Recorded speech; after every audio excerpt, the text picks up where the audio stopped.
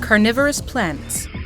Ingenious killers in beautiful alien form with exquisite traps ready to ensnare unsuspecting insects. These meat-eaters are mostly small.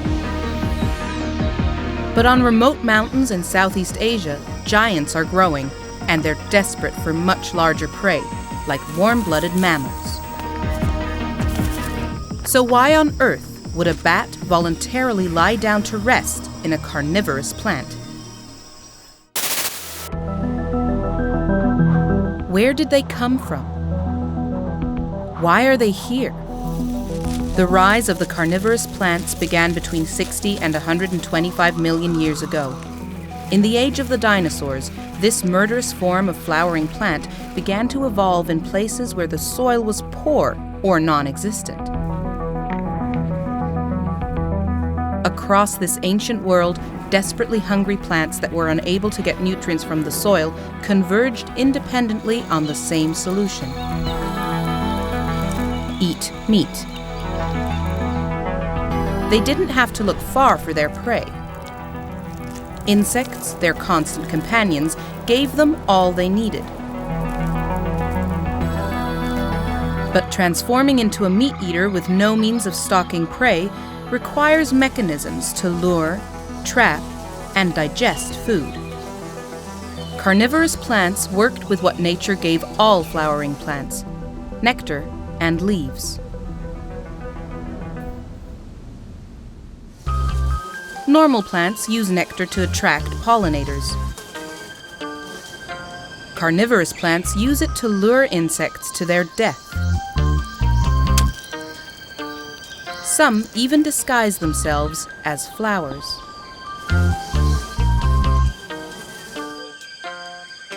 Others don't bother to hide their true nature with striking appendages smothered in nectar. Insects looking for sweet rewards will find themselves on a slippery slide to oblivion. Normal plants have leaves to effectively harness sunlight for photosynthesis, but carnivorous plants have transformed them into ingenious traps with fail-safe control mechanisms. But what to do with all that meat? Carnivorous plants secrete digestive juices just like we humans do. Enzymes and acids break down their prey. But all these clever adaptations come at a cost. To lure, trap, and consume their prey, carnivorous plants need to use a lot of energy. And there's another problem. Their modified leaves are no longer the right shape to extract enough energy from sunlight. This means that many of them are doomed to be small and slow growers.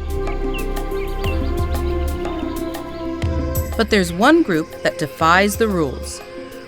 Nepenthes, the tropical pitcher plants. These are the giants of the carnivorous plant world. Some of them are big enough to trap small mammals.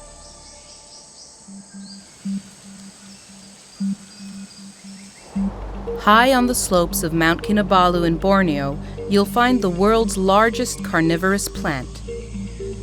It didn't grow this big on insects, which certainly aren't plentiful up here. So what does it eat? The mystery has only recently been solved. This is a mountain tree shrew. The Rajah pitcher plant holds enough digestive fluid to drown and eat the shrew. But the plant doesn't want flesh. It's lured the shrew here with nectar that oozes from a large lid hanging above the pitcher. To get to the nectar, the shrew has to sit over the pit trap. It's a perfect fit and not even slippery, so the visitor won't fall in. But its scat will. Between 57 and 100% of the nutrients the Rajah pitcher plant needs to survive come from feces. The Rajah pitcher plant's latrine and feeding station are open for business 24/7. After dark, the summit rat comes to eat and also leaves its scat. but the latrine hasn't been designed to fit all sized behinds. Small rats like this one can easily fall into the pit trap. Could the plant have evolved to be a rat catcher as well as a waste collector? The remains of rats have been found in several Rajah pitcher plants, but scientists suspect the deaths were accidental. In 2009, another strange relationship was discovered between Nepenthes hemsleyana and a tiny flying mammal, Hardwick's woolly bat. After a long night of foraging, the bat seeks out the pitcher plant. It's not after nectar. It's after a place to roost.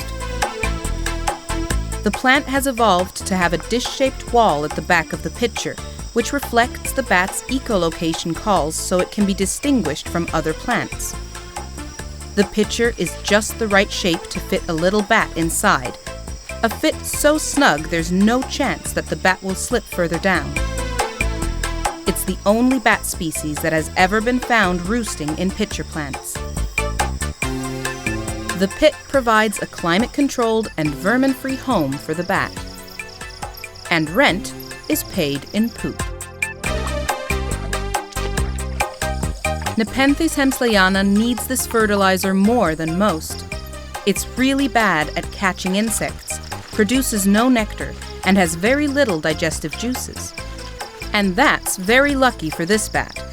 Unlike most animals dealing with carnivorous plants, it's free to come and go without the risk of being eaten alive. Has the idea of flesh-eating plants captured your imagination? Well, there's more to come about a particularly greedy kind whose mouth can never be full enough. So stay tuned and subscribe to be sure you don't miss out.